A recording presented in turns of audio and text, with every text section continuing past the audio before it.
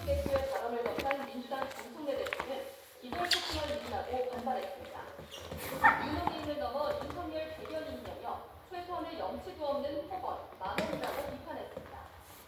이윤 장은 공체입니까?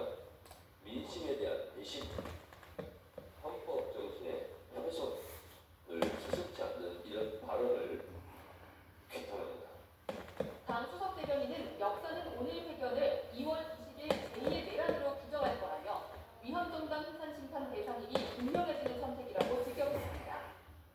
의원들도 부끄러움을 모른 채 내란 전당의 앞잡이를 자처하는 선언, 전 국민이 불법 내란을 실시간으로 봤는데 어떻게 모주로 추정하느냐는 등 SNS 릴레이 비탈이 이어졌습니다.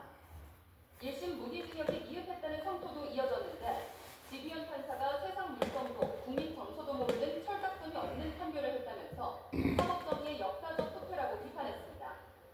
반주를 위해 2차 종합특검과 내란 재판부를 언급했고 동시에 윤 전 대통령이 나올 수 없도록 사면법도 손질하겠다고 밝혔습니다. 내란 측의 윤석열이 교도소 단장을 거론나올 수 없도록 사면법 개정안을 조속히 처리하겠습니다.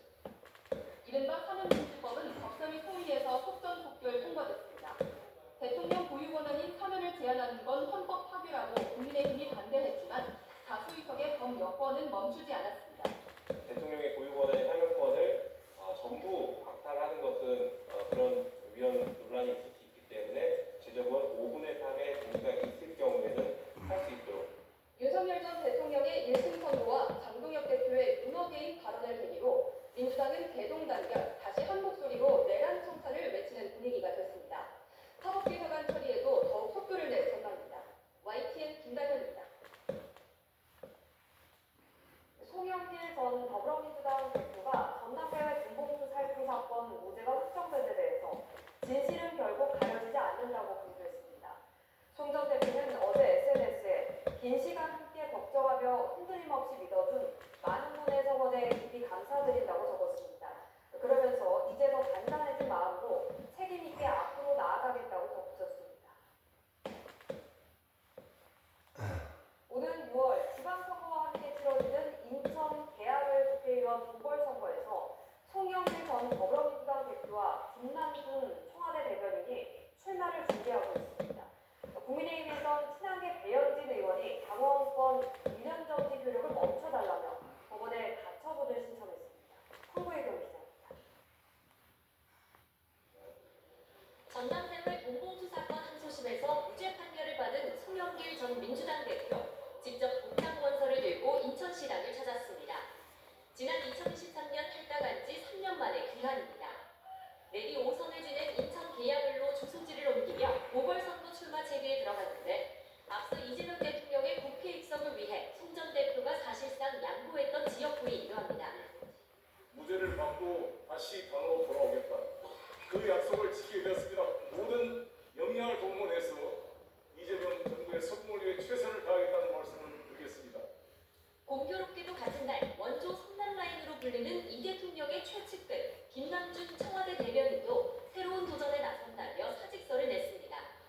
역시 계양의 출마가 점쳐지는 만큼 당내 교통정리가 어떻게 이뤄질지 관심입니다.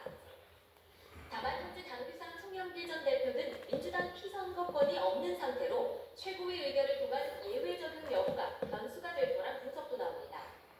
민주당 핵심 인사는 YTN에 송 전 대표가 예외 적용을 받는 대신 박찬대 의원이 인천시장에 출마하면 공석이 되는 인천 연수갑에 전략 공천될 가능성도 언급했습니다. 명청대전 역학구도와도 맞물리는데 친명계는 조작기소 대응특위 위원장에 당권파 이성유 최고위원 대신 송 전 대표가 적임자라고 믿는 등 친청계에 맞설 구심점으로 옹립하려는 모습입니다. 국민의힘에선 친한계가 장동혁 대표 숙청 정치에 반격을 꾀하고 있습니다. 설 연휴 직전 부적절한 SNS 게시를 이유로 당원권 1년 정지를 받은 배현진 의원은 당 윤리위에 재심을 청구하는 대신 법원에 징계 효력 정지 가처분을 신청했습니다. 장동혁 체제에 불편이 된다는 이유로 저를 잘라내려고 했던 그 징계를 대한민국 법치주를 빌려 바로잡고자 합니다. 당 안팎에선 배현진 의원 징계를 취소해달라는 공개 요구도 이어지고 있습니다.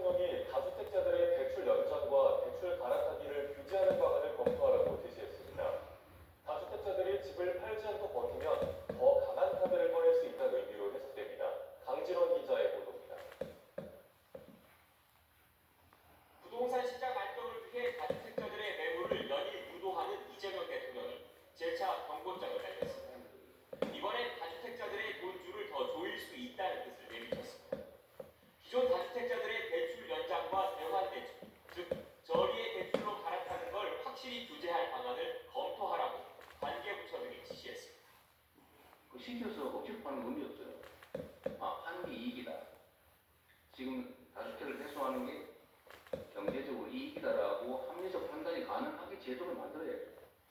지난해 97 부동산 대책으로 수도권 규제 지역에서 임대 사업자의 신규 주택 가구 대출은 이미 전면 금지된 상태입니다. 그런데 이 대통령은 여기서 한 발 더 나가 이미 대출을 받아 자금을 융통하고 있는 다주택자들까지 겨눈겁니다. 이 대통령은 또 금융당국이 최초 대출 시에만 따져보는 임대업 이자 상환 비율, RPI 규제를 내년 적용하는 방안을 논의하고 있다는 기사를 공유하며 왜 RPI만 검토하느냐고 지적했습니다.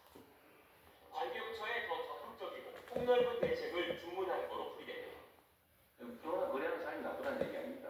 근데 그 정책을 제대로 못 만든 또는 의지를 갖지 않은 결정권을 가진 권한을 가진 사람이 문제인 거죠. 일각에선 대출 상환 압박에 몰린 다주택자들이 임대료를 올리거나 선호도가 상대적으로 낮아 먼저 쏟아낸 비아파트가 경매로 넘어가면 서민 주거 불안이 되레 커질 수 있다고 우려합니다.